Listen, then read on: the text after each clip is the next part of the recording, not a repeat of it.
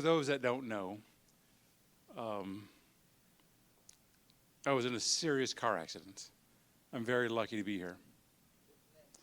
And so I wanted to kind of share kind of some of what happened, some of the lessons along the way, a lot of the blessings that happened.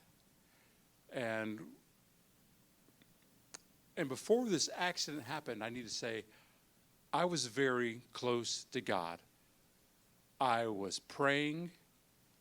I was reading the Bible. He was giving me lessons, things that applied to me. Pastor Toma, if you could bring up that first slide, please. I could feel his presence. And I was in 1 Samuel. He was just teaching me stuff. I was just applying like every day. And I'm just like, man, this is amazing. This is awesome. And so I'm on this newsletter, this lady, Restoration in Christ Ministries, Diane Hawkins. She's an older lady, and she ended up being in the hospital. And so she said while she was in the hospital, she's like, I feel that God told me sometimes in order to get the greater revelation or the greater authority, you have to sacrifice yourself. But it's of his choosing, not of yours. And at that point in time, I was like, Father, I'm yours. Whatever you want to do with me, just, I don't care. Like, I was just that close to him. And so I believe in a sense that, in a way, I was kind of like Job. Not that I'm as righteous as him. I'm not going to say that. I'm not going to go there. I wasn't burning sacrifices for my family members just in case. I wasn't doing that. But in a sense, I feel that God allowed me to be tested. Am I mad at him? Do I blame him? No. And so, because, obviously the accident happened, so he had to allow it. But I felt that in our challenges, if we handle them correctly, in what some people call productive pain, well, then it can propel you.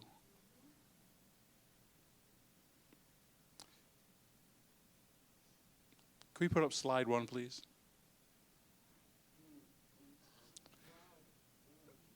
So, yeah, I got T-boned. And by a lady, she was 87 years old. She had a medical episode. Now, in my mind, I thought I was innocent, and I did nothing wrong, and I was sitting there at the red light. I actually thought that for a while. So I went to go visit the accident site, and I was like, no, I actually pulled out in order for her to hit me there, because there was a big post on the corner, and I'm like, I had to have pulled out. So, public lesson to y'all, make sure you check both directions. Anyways, and so this lady, again, had a medical episode, and they had to bring out the jaws of death. They had to cut me out of the car. And so they said I was bleeding so much. And basically, they took me to Kennestone. The first 3 surgeries I had, which were in the first 36 hours, and at that time, it was hour by hour. I was losing so much blood that the first 3 surgeries were just to stop the bleeding. So my kidney they had to suture that up. My small intestine, I think, got, they had to stitch that up. I had fractured ribs. I had my pelvis was fractured, requiring 6 screws. And so the doctors weren't sure I was going to make it. And so the first 25 days were almost hour by hour. But can you go to slide number 2, please? And so there you can see me. I'm in intensive care. I was intubated, meaning they have a put a pipe down your throat because your lungs, you can't breathe. So basically, without the machines, I would have probably been dead. And so, and you can see the screws that are in my pelvis there in that picture. And so I was taken to Kennestone Hospital. I was in ICU for 25 days. That's a long time. And so I had a tracheotomy, where I don't know what the heck that thing does. Yeah, it helps you breathe. Okay. Yeah, and I could talk over it, and I was kind of messing with some of the medical staff. They're like, "You can't talk?" I'm like, "Well, no one told me that." I was like, "I can talk over the dang thing." And so I think that happens in a few cases. And I was like, "Okay, well, I didn't know. I'm talking." And so, and I was on fentanyl, hospital grade, not the guy at the, on the street corner. Yeah, exactly. No, who knows what he's lacing it with, And so I'm on fentanyl, and I'm trying to communicate with my family when I finally start coming to. Just another note to yourself. You might want to start playing charades with your family now, because if you ever get in a situation where you can't communicate, they're going to come up with the weirdest stuff.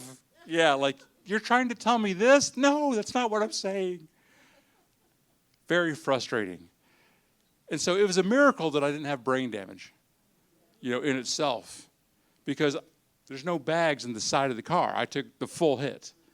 I haven't read the police report yet. I'm not sure how fast the car was going.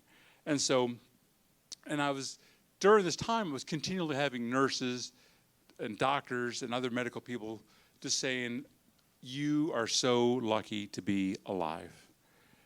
And I don't know. I didn't have no one to compare it to. And so I'm like, okay, well, if you say so. But after they told me that like 20, 25 times from different doctors and stuff, they're like, "Oh my gosh, like this happened to you and this and this." Like you're lucky to be alive. And so even with my recovery, and I'll get into a little bit more in this momentarily, the speed of the recovery has been nothing but a miracle. I still have to walk through it. My left leg's still not 100%, but I'm recovering very fast. So,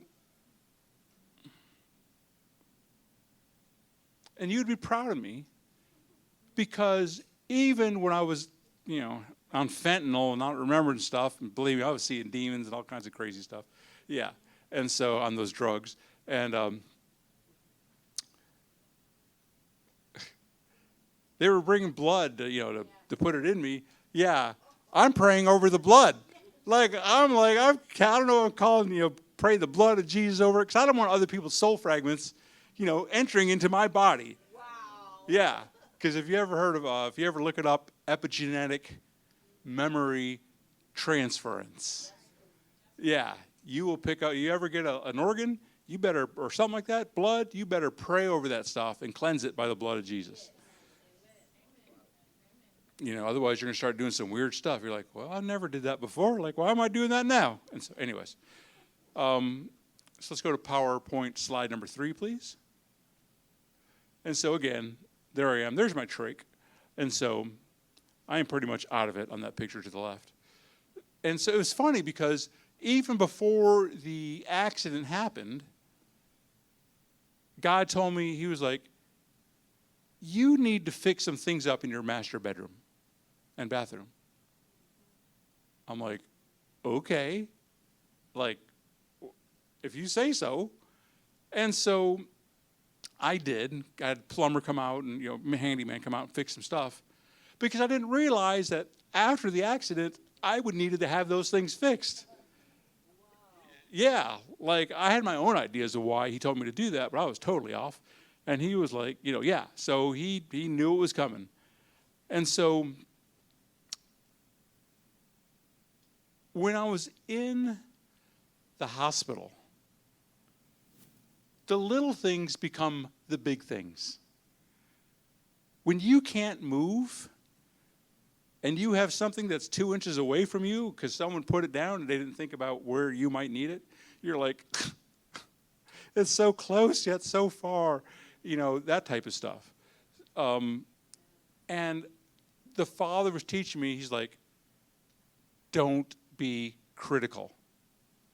Do not be critical of what other people are doing, of how they do their job. Because you know how it is. Some people in the medical staff, some of them are there because they want to help people. Other people are there because it's a job. It's a job. And they're not really crazy about their job. They just want to get paid. They want to get in, they want to get out. And so, but he told me, it's not all about you. Again, it's about how you handle the situation. So, because it's very easy to get critical and get self-focused. Like, why, I need this now. You don't know their story. You don't know what they're going through. You don't know, So I tried to, thankful I'm a pretty jovial person. So I was joking with the staff and stuff like that. Anyways, I just like to mess with people because it makes the time go by. And it makes me laugh at their expense. And I have fun with it. And so on October the 25th, Pastor Noe came and he was praying over me. And while he was praying over me, the thought came to my mind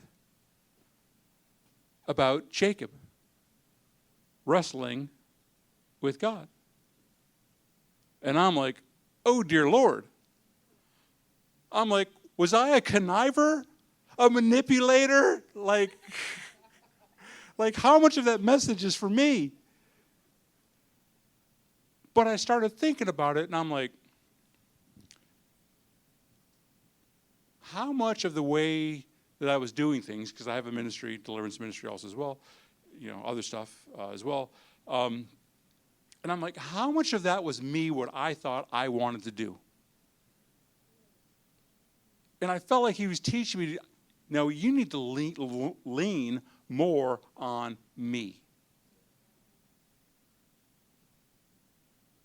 And so, because at that time, Jacob's identity, he was changed.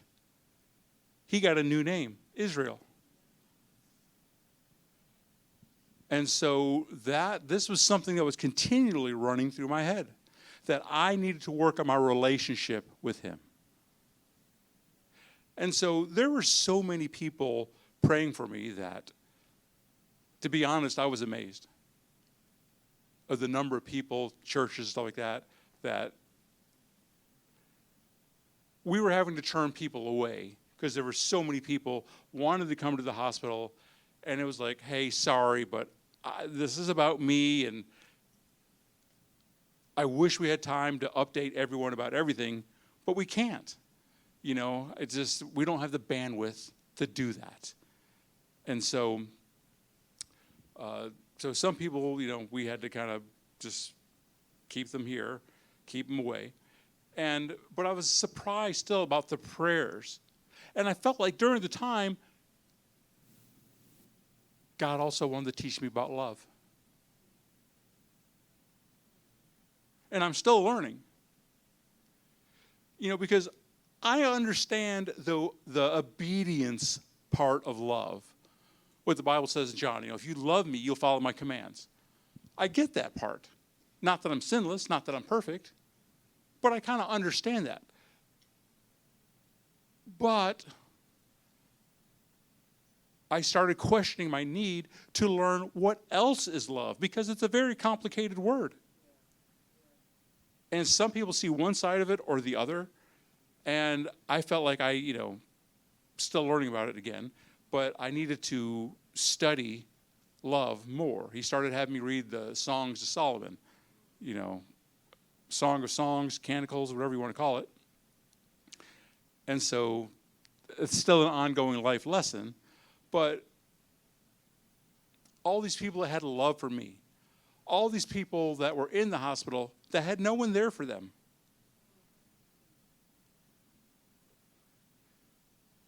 Pastor, can you go to slide number 4, please?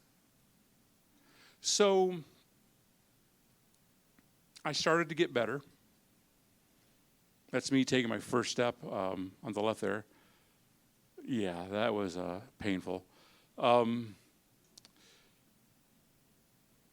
had this one physical therapist.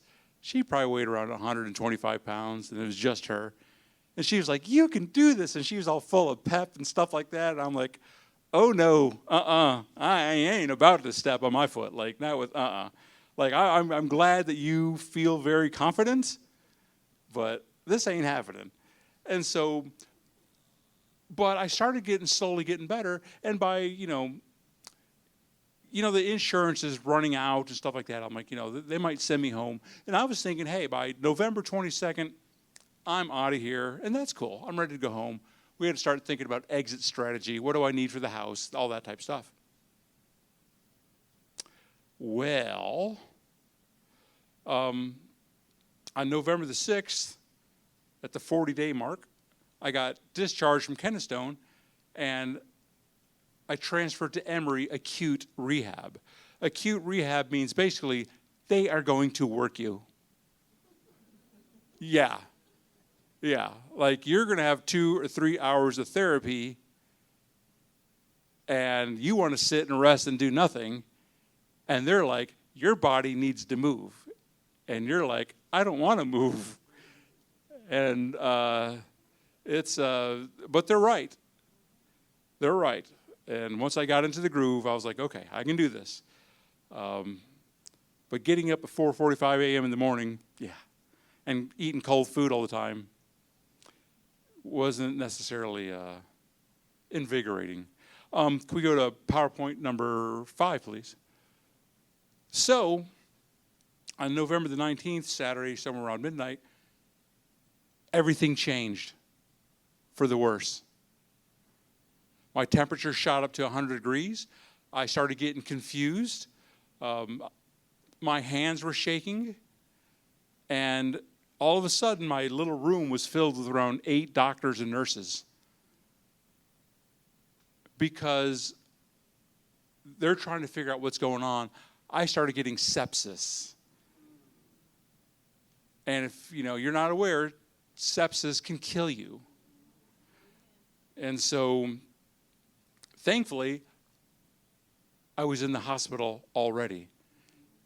If they would have, and that was right before, again, I thought that they were going to send me home. And so they send me back to the secondary ICU. So I go back. I got the tour of the hospital that nobody wants. Yeah. Like, I got to see so many rooms and so much equipment. I'm like, really? Did I have to do it this way? And so at this point in time, my family's starting to think about making funeral arrangements. Like, this is kind of where we're at.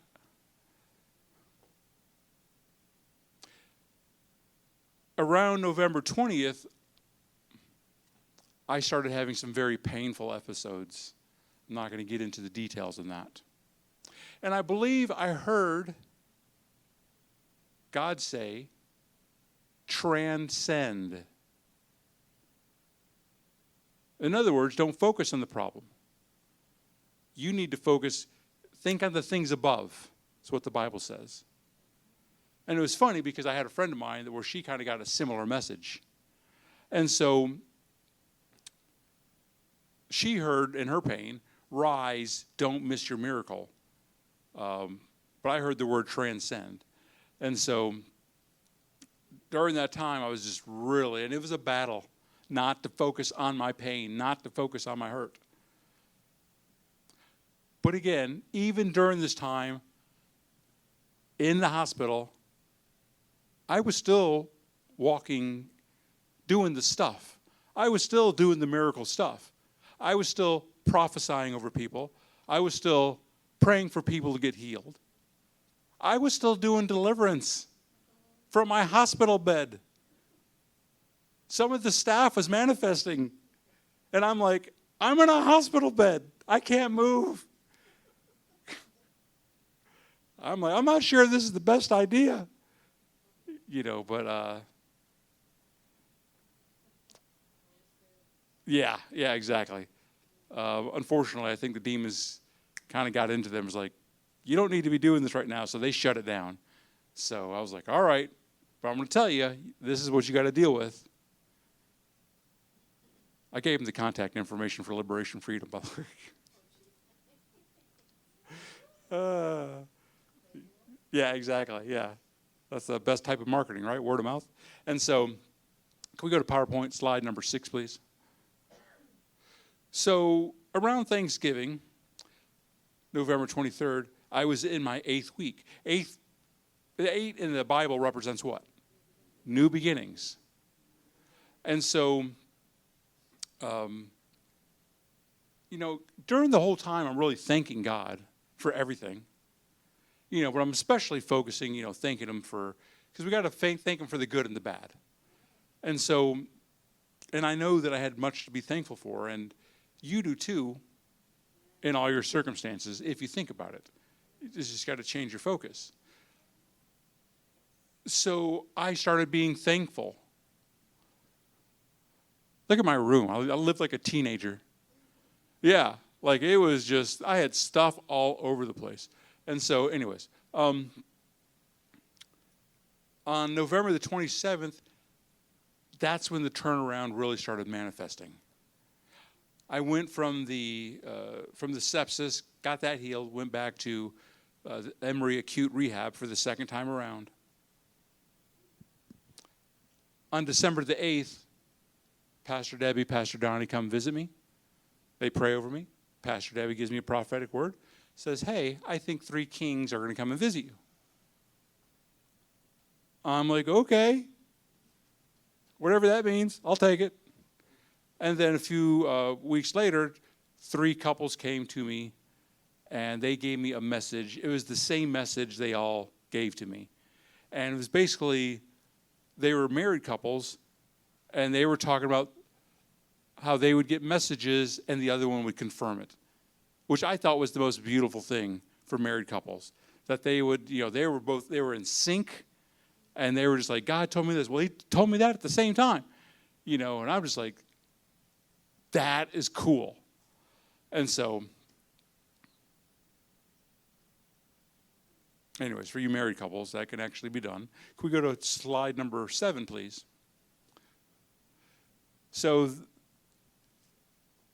on December the 14th, after another 39 days, I leave Emory Acute Rehab around the end of Hanukkah. And I had lost 30 pounds. I gained some of it back, unfortunately, but I lost around 30 pounds while I was in there. On December the 29th, a guy that I know, haven't seen in years, he comes and visits me. He starts praying for me. He's a straight-up guy. He's not a weirdo. He's not like very solid guy, wife, great kids. He comes over and starts doing spiritual surgery on me. I'm like, okay, let's do this. I'm not exactly sure, but I trust the guy. And he starts praying over me, and he's like I see the ball of your leg where it goes in the femur. He's like, I see it in the spirit, and it's like not circular. And God's given me a tool to kind of make it more circular, around. And he's like, your femur is bent. And so the energy can't flow, and I see the leg is bent this way. He's having me bend it the other way. And he's like, he puts his hand on my head and then on my foot. And he's like, I see the energy flowing. It's like lightning, different colors. But when it gets right around to your pelvis, it kind of does this thing. And he's trying to straighten this out and all this stuff. And he's like, God's given me to put some pink grease, on the bones and that type of stuff. And I'm just like, all right, I'm down with it. Because if you think about it, when Jesus, Yeshua, when he came and visited that one time, Thomas, he was like, hey, I'm not going to believe this unless I can take my finger and, put it in the holes and take my hands and put it inside. So we have a spiritual body This spiritual part of us, we look at ourselves and we see physicality. We're like, there's my belly button and my intestines here, my heart's here. That's physically. Spiritually, there is so much to you, you don't even know. It's more than just bones. It's more than spiritual bones and spiritual hearts and stuff like that. Anyways, and so, but again, Thomas put his hand in his side, all that stuff. We have a spiritual version of ourselves as well. And so after he did that, I didn't need to use my walker as much. It wasn't a total healing. And so I would just kind of put it in front of me like, a foot or so and just kind of use it for balance. And I just started hobbling along and I didn't really need the walker. And I'm like, okay, well, that's cool. I'll take it. And then I went to church and they were doing worship. And I was sitting down, and I had my eyes closed. And I felt something just brush across my cheek. And I opened my eyes to see if someone had walked past, because it was somewhat significant, and I'm just like, okay, what was that? But no one walked by. And it wasn't the vent, because it would have just stayed on. And I'm like, okay. Close my eyes. It happened again. Who knows what that was? It was the Holy Spirit. So he was kind of giving me a kiss on the cheek. He was like, hey, I'm here. Sweet. Yeah.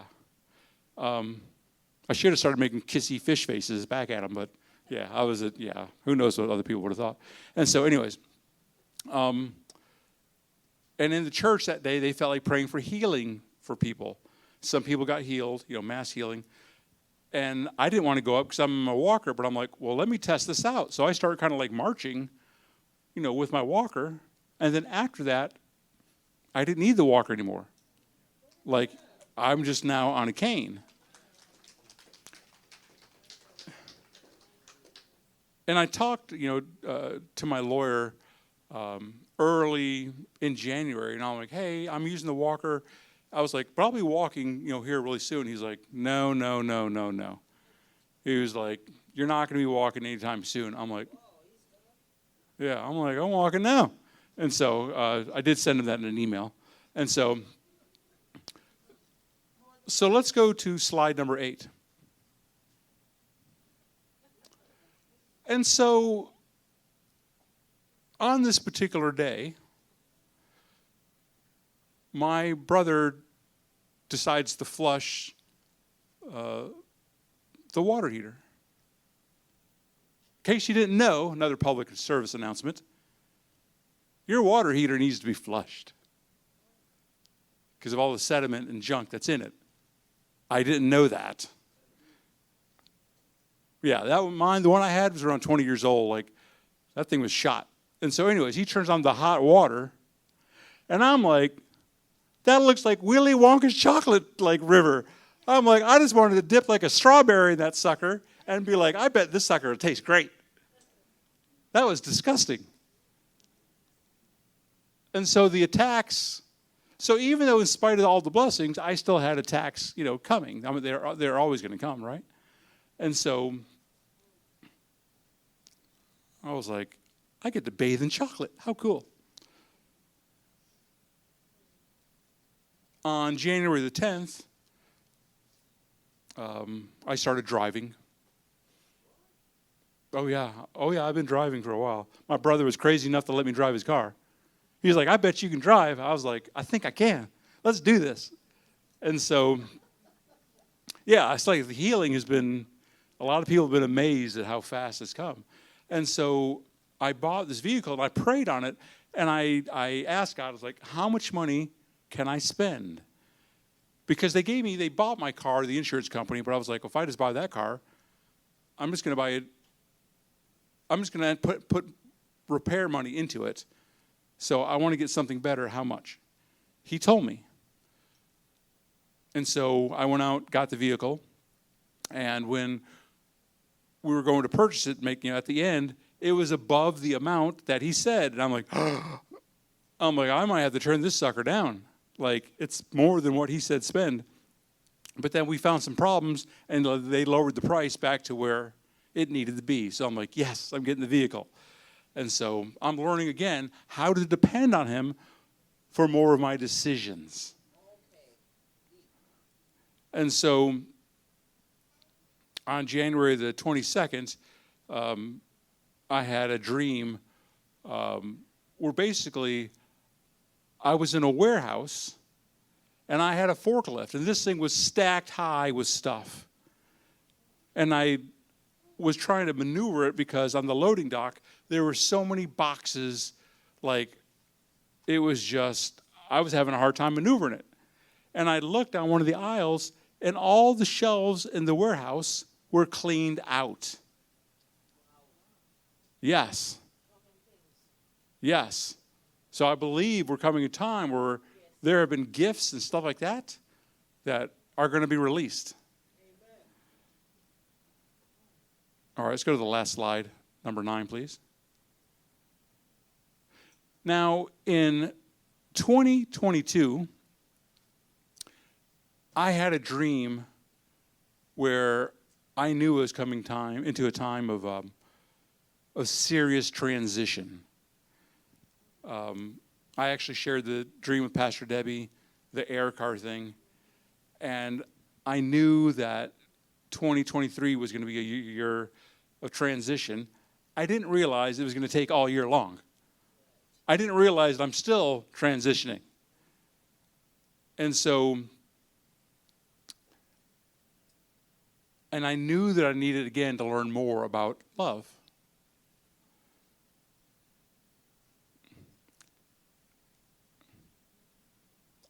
I just knew that what was going on was much bigger than me, that what he was doing in me. And I believe that this downtime, because I'm not doing my ministry right now. I have mostly shut it down for months. And as I'm just focusing on my relationship with him. And so, and I've been blessed to try to become sensitive to him. Because unless he sends me, I really don't want to go. So I'm learning how to discern his voice and his leading. And I just got a word recently that kind of confirmed all the things that I thought. Well, no, you're coming to a new season, all these other specific things that I'm not going to get into. And so, because I was wondering, I was like, are these just my thoughts? Like, do I think I'm all that? Because no, you're full of pride and this, that, and the other. But it's not about me. It's about everyone else. I see his people hurting. And so, anyways. So, Tommy, can you go to the last slide, please? So, even in your worst days, just don't forget to ascend and dream for the better things that God has planned for you. Jeremiah 29, he wants to bless you, not to hurt you. And so, I will leave it at that. I hope that blessed you in some kind of way. Again, the quickness of how he has been doing the healing has been amazing, and I give more credit to him than I do myself. All right, I thank you for the time.